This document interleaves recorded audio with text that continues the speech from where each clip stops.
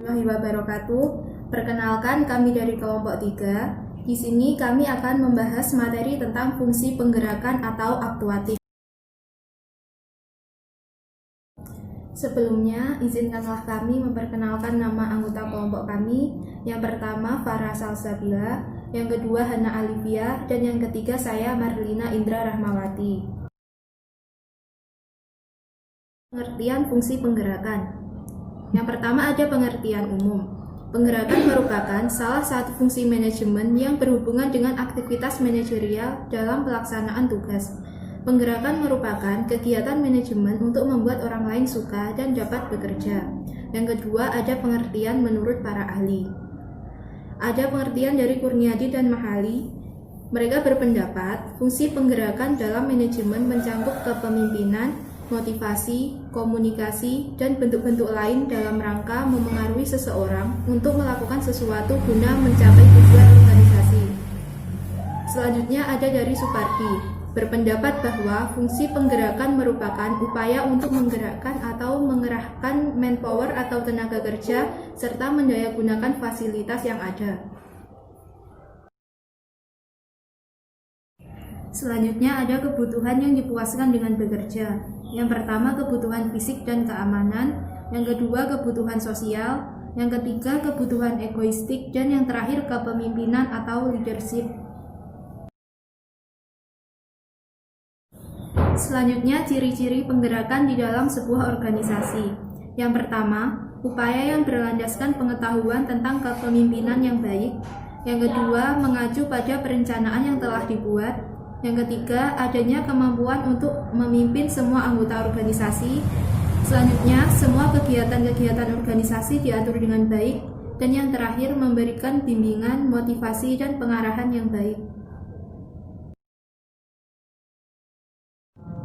Selanjutnya ada prinsip-prinsip fungsi penggerakan. Yang pertama, prinsip mengarah pada tujuan. Makin efektifnya proses pengarahan, akan semakin besar sumbangan anggota terhadap usaha untuk mencapai tujuan. Yang kedua ada prinsip keharmonisan dengan tujuan. Motivasi yang baik akan mendorong seseorang untuk memenuhi kebutuhannya dengan cara yang wajar. Sedangkan kebutuhan akan terpenuhi apabila mereka bekerja dengan baik sesuai dengan tujuan. Yang ketiga ada prinsip kesatuan komando.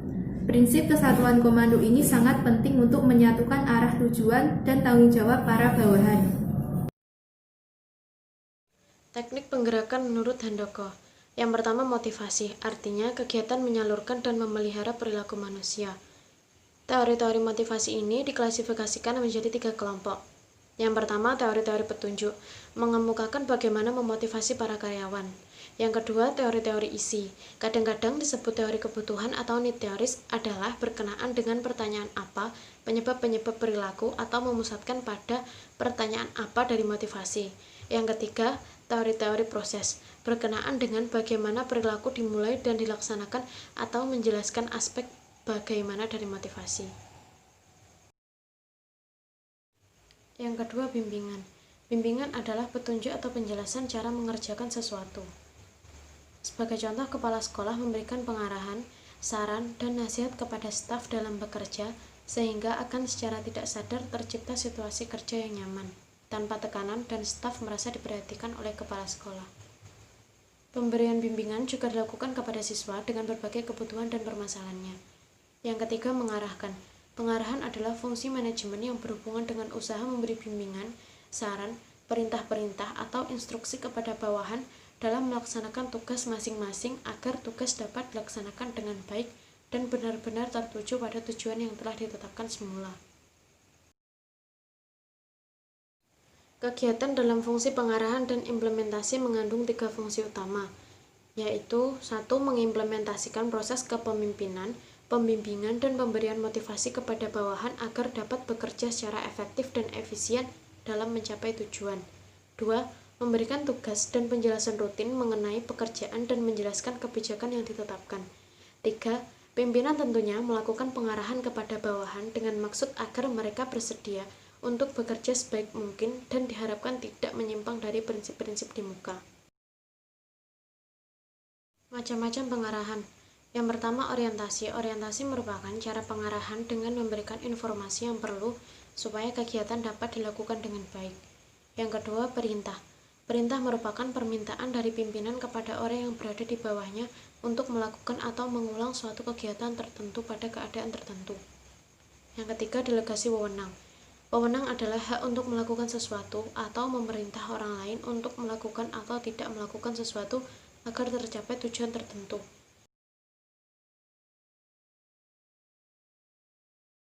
Yang keempat, koordinasi.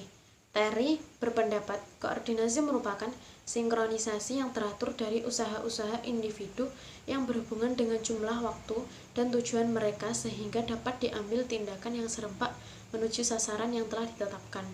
Yang kelima, komando. Komando atau commanding adalah fungsi manajemen yang berhubungan dengan usaha memberi bimbingan, saran, perintah-perintah atau instruksi kepada bawahan dalam melaksanakan tugas masing-masing agar tugas dapat dilaksanakan dengan baik dan benar-benar tertuju pada tujuan yang telah ditetapkan semula. Yang keenam, komunikasi. Komunikasi bisa dilakukan dengan dua cara, yaitu langsung dan tidak langsung. Komunikasi langsung berarti komunikasi disampaikan tanpa penggunaan perantara, sedangkan komunikasi tidak langsung berarti sebaliknya. Yang ketujuh, pemberian stimulus.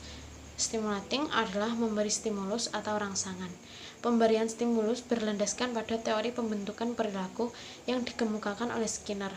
Skinner menyatakan bahwa yang mempengaruhi dan membentuk perilaku kerja disebut pembentukan perilaku, atau disebut juga behavior modification, positive reinforcement, Skinnerian conditioning. Yang kedelapan adalah memimpin atau leading. Menurut Allen, leading merupakan pekerjaan yang dilakukan oleh manajer sehingga menyebabkan bertindak yang meliputi pengambilan keputusan, mengadakan komunikasi agar ada saling pengertian antara manajer dan bawahan, memberi semangat, inspirasi, dan dorongan kepada bawahan, memilih orang-orang yang menjadi anggota, dan memperbaiki pengetahuan serta sikap-sikap bawahan agar mereka terampil dalam usaha mencapai tujuan yang telah ditetapkan. Langkah-langkah proses penggerakan. Yang pertama adalah kepemimpinan atau leadership. Menurut Handoko, kepemimpinan adalah kemampuan yang dimiliki seseorang untuk mempengaruhi orang lain agar bekerja mencapai tujuan dan sasaran. Adapun faktor-faktor yang mempengaruhi keefektifan pemimpin dalam penggerakan. Yang pertama, kepribadian dan pengalaman pemimpin. Kedua, harapan dan perilaku pimpinan. Yang ketiga, kebutuhan terhadap tugas. Dan yang terakhir adalah karakteristik. Yang kedua adalah sikap dan moral atau attitude and moral. Sikap adalah suatu cara memandang hidup, suatu cara berpikir, berperasaan, dan bertindak. Oleh karena itu, setiap pemimpin akan berbeda-beda sesuai dengan pola hidupnya. Sedangkan moral adalah ajaran tentang baik, buruk yang diterima umum mengenai perbuatan, sikap, kewajiban, akhlak, budi pekerti, susila, dan kondisi mental yang membuat orang tetap berani, bersemangat, bergairah, berdisiplin, bersedia berkorban, menderita, dan menghadapi bahaya, atau keadaan perasaan sebagaimana terungkap dalam perbuatan. Hal itu ditulis dalam Kamus Bahasa Indonesia tahun 2008 halaman 971. Yang ketiga adalah tata hubungan atau communication. Komunikasi membantu perencanaan manajerial dilaksanakan dengan efektif. Cara melakukan komunikasi dalam manajemen ada beberapa macam, yaitu komunikasi intern atau komunikasi yang dilakukan dalam organisasi itu sendiri. Kedua, komunikasi ekstern atau komunikasi yang dilakukan keluar organisasi. Yang ketiga adalah komunikasi horizontal, yaitu komunikasi yang dilakukan baik intern maupun ekstern antar jabatan yang sama. Dan komunikasi vertikal atau komunikasi yang dilakukan dalam intern organisasi antara atasan dan bawahan, atau sebaliknya bawahan dan atasan dalam suasana formal. Yang keempat adalah perangsang atau insentif. Insentif adalah sesuatu yang menyebabkan seseorang bertindak. Kemudian yang kelima adalah supervisi atau supervision. Supervisi adalah kegiatan pengurusan dalam tingkatan organisasi di mana anggota manajemen saling berhubungan secara langsung. Yang keenam adalah disiplin. Disiplin adalah latihan pikiran, perasaan, kehendak, dan watak untuk melahirkan ketaatan dan tingkah laku yang teratur. Adapun jenis disiplin yaitu self-imposed disiplin atau disiplin yang tumbuh dengan sendirinya, dan command disiplin yang berarti disiplin karena ada perintah. Hambatan-hambatan dalam fungsi penggerakan. Yang pertama adalah kurangnya keahlian dalam menggunakan manajemen. Yang kedua, beragam-ragam dalam memutuskan sesuatu. Ketiga, tidak adanya kerjasama yang kompak. Yang keempat, tidak menepati janji fungsi-fungsi penggerakan. Yang kelima, tidak adanya dana serta fasilitas yang terbatas, membuat kurangnya kedisiplinan dan kesetiaan anggota organisasi. Yang terakhir adalah tidak bisa membaca karakteristik anggotanya, sehingga menyebabkan kurangnya rasa solidaritas.